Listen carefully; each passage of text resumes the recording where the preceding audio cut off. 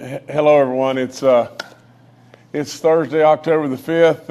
It's an awfully pretty time of year and everything. But I'll get to that in just 1 second. I want to announce, that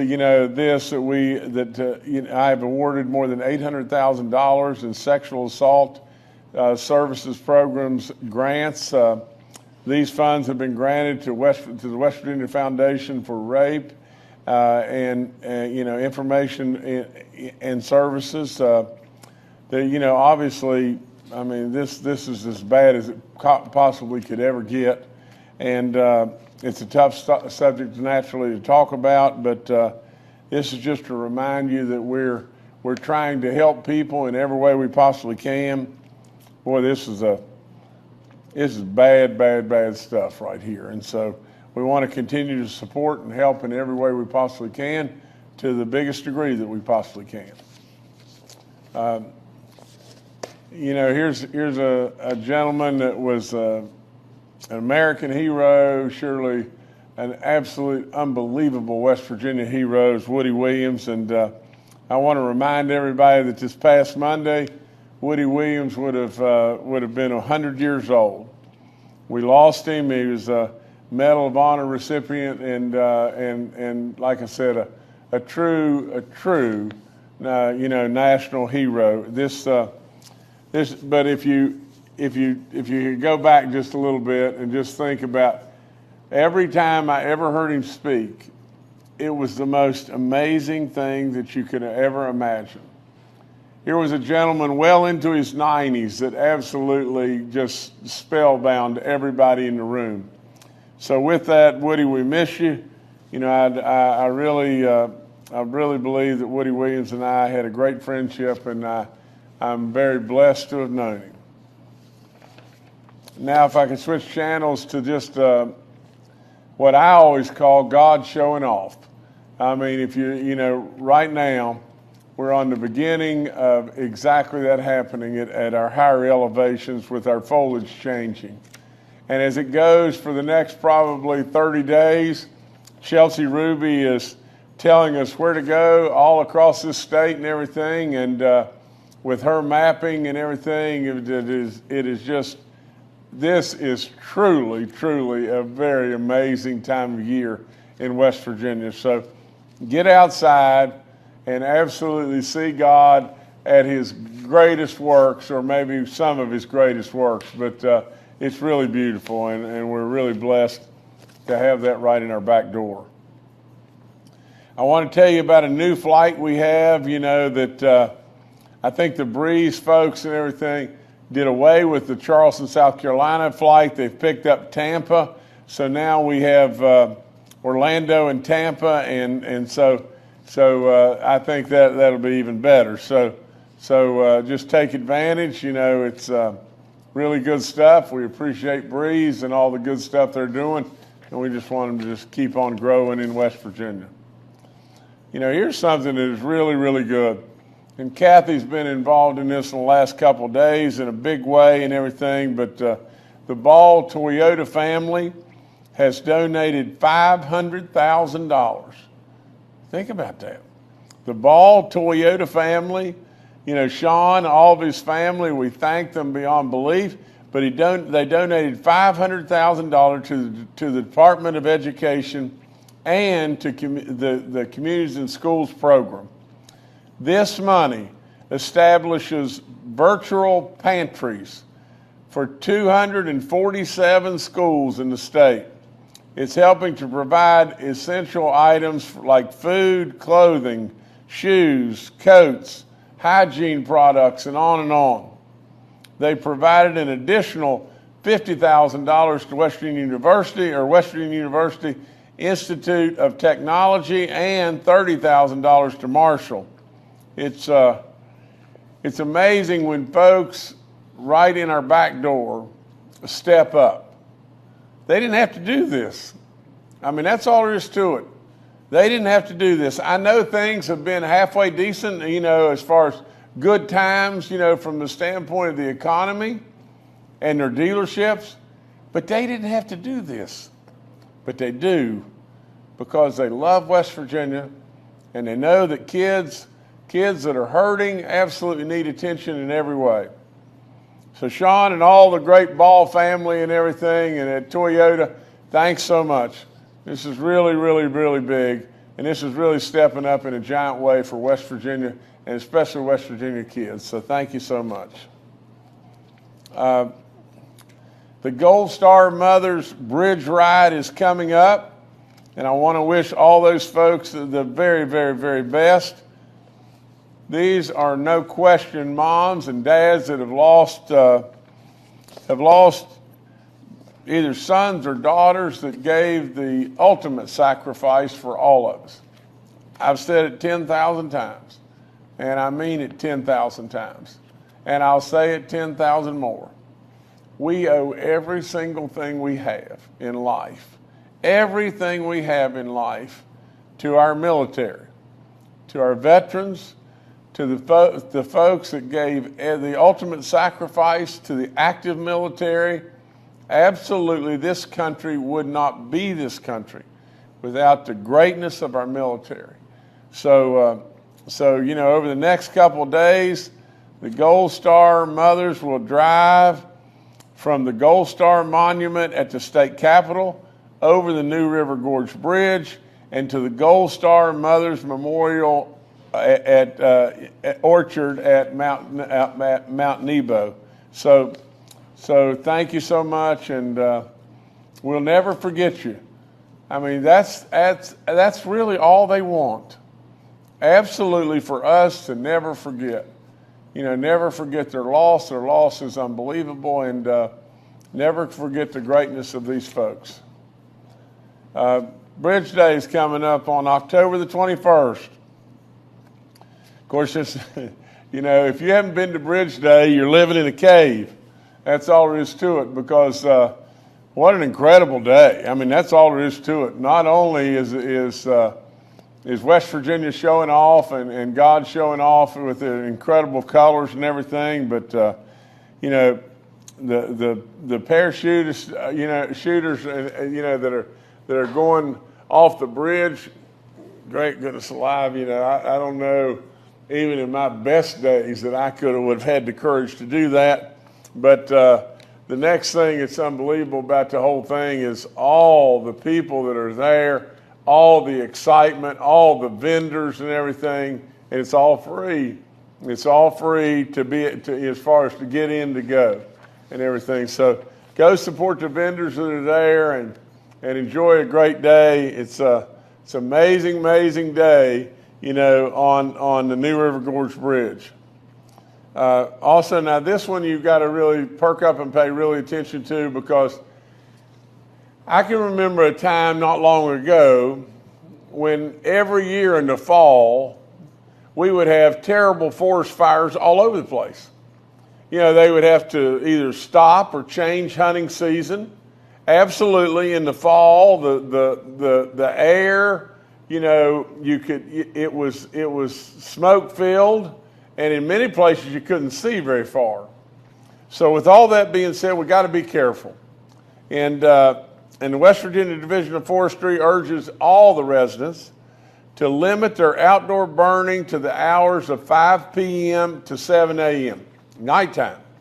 But at 7 a.m., they've got to be extinguished. Now, please, let's all do our part, because it is no good. It is no good for anything. If we have to absolutely, have our people exposed out fighting these terrible forest fires, all the wonderful, wonderful creatures that live in our forest and everything, makes it doggone tough on them too. So with all that being said, let's abide. Remember this, your burning is from 5 p.m. until 7 a.m.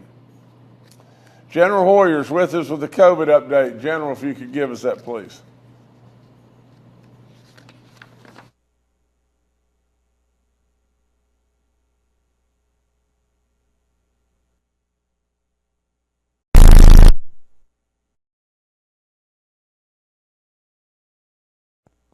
Governor, we're going to have to come back to you. We'll work out that issue. Okay. All right. Well, listen, all I'm gonna do because we want to get to General, and if we can get him real quick, that'd be good. But I just want to review one more time, from the standpoint of our forest fires. Please, understand we as far as controlled outdoor burning, we cannot do that at all except from the hours of 5 p.m. to 7 a.m. Remember Bridge Day. Say a big prayer for the Gold Star mothers and everything. Remember the Ball family. I'm an incredible family and how they've stepped up. We've got flights now to Tampa, and that's really good. And, get out and enjoy God's work with the incredible fall foliage. Remember Woody Williams, superhero beyond belief. And remember all those that are sexually assaulted and everything. And we're awarding grants here and everything, but we'll never be able to do enough. I mean, that's just all there is to it. And Jordan, do you have him now? Yep, we got him, sir. Here we go. Okay, General, go. This is recorded on October the 3rd, 2023. Governor, I appreciate the opportunity to be with you again to give some more current information on this fall's COVID-19 shots that are now available. These shots have been adapted to address the current strains of COVID-19 that are out there, and that it is important to us as individuals to get these updated shots.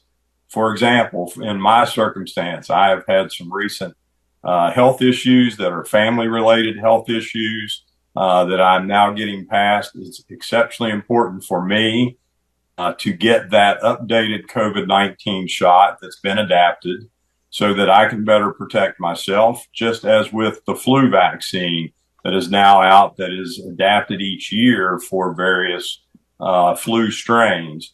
Both of those will be important to me as I get through the recent health issues that I've encountered. So again, it is important to all West Virginians to take the time, now that the state of emergency has ended and we are back to a more routine flow as to how we receive vaccines, just like with the flu vaccine each year, the COVID-19 vaccine, the updated version, is now in that more routine flow. So it will be important for West Virginians to speak to their healthcare providers, to reach out to local pharmacies and identify where those shots are available so that you can get those as soon as possible to, again, protect yourself and your family.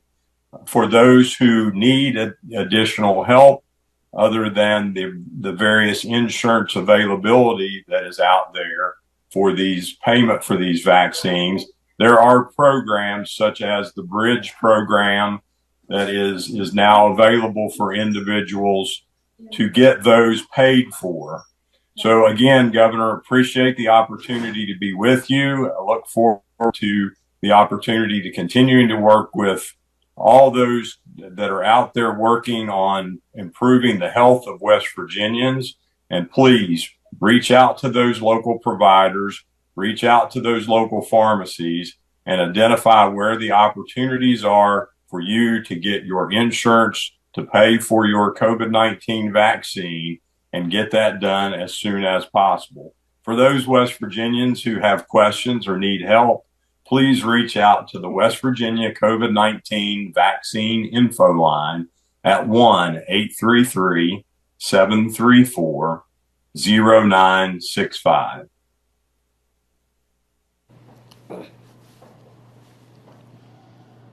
Okay, everyone, we're ready for any questions that anybody may have, and please feel free to ask. All right, first today we'll go to John Shaver with WV News.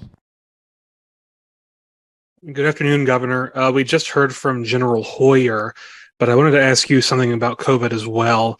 I know in the past couple of weeks we've had a few dozen COVID deaths, and I didn't know if you wanted to comment on those, and if you also wanted to underline the importance of us getting the vaccine, the new one. Thank you. Well, here's the bottom line. Bottom line is just this. It's your choice as to whether or not to take the vaccine. That's all there is to it. And we always want to be respectful. We've always done that. We always want to be respectful for folks that, that say, no, I don't want to do that. But I would always do what I've done in the past, and that is urge you to take the vaccine, But at the same time, I would tell you that we're going to stand rock solid, with the fact that if you choose not to do so, totally understand. If you've got whatever it may be, health issues, totally understand. Absolutely, totally understand. If you just decide, nope, don't want to do it, that's okay too. Absolutely. In fact, that's great with me. Now, with that being said, I would especially urge the elderly to think about this, to just think about it, because we're about to go into the wintertime, and absolutely, that's when it cranks up and gets the worst. And the other flip side of it is, while it's in areas across this nation in a bigger way, it always seems to work its way to West Virginia a little later. So with all that being said, I'd urge people to at least get educated, to the best of your ability, and make your decision, and I'll do the same. I have not had my, booster vaccine yet, but I'm going to look at it and make the best decision I can make. All right, thanks, John. Next to Brad McElhenney with West Virginia Metro News. Hi, Governor. You aspire to be in the U.S. Senate. Recently, members of Congress had a choice to make, whether to vote for short-term funding to keep running the federal government or allowing a shutdown to occur. Some members of Congress who voted against the short-term funding said they want longer-term allocations that cut federal spending more sharply. How would you have voted and why? Thanks. Well, Brad, I won't give you how I would have voted, because first and foremost, I'm not voting today, and the reason I'm not voting today is I don't have all the information, do I? But besides that, let me lay that aside just a second, and let me make these comments. For God's sakes of living, anybody in their right mind that looks at Washington, D.C. today would have to say, good Lord, what a mess. What a mess. And the other flip side of it is, anybody in their right mind that would look at the bloated federal budget today and all the dollars that we spend and just throw away in every direction known to man would have to think, surely, to God above, we can do a little bit better about spending the taxpayers' dollars than what's being done today. I mean, we're facing $32 trillion of deficit today and growing like crazy. With all that being said, surely to goodness, we can find areas of waste and unnecessary spending without hurting folks, and absolutely find a way to curb our spending. So from my standpoint, I can't tell you how I would have voted, because there's probably a whole lot of other factors that would have come into play. But I can tell you it is a flat out dog's mess. That's all there is to it. And I'm not a congressman, and I'm not a senator today. And I've told people over and over and over, as far as a burning desire, for me to go to Washington, D.C., there's nothing about what they're doing up there that I'm crazy about, but I will go. And I will go because I truly believe I can make a difference, and I'm a patriot. I love West Virginia, and I love its people, and I love this nation, and I love our people. And the bottom line is, to how I feel about this, is one thing: we're worth it. And if you buy that or don't buy that, it doesn't matter to me, nor does it matter to me what anyone thinks about that.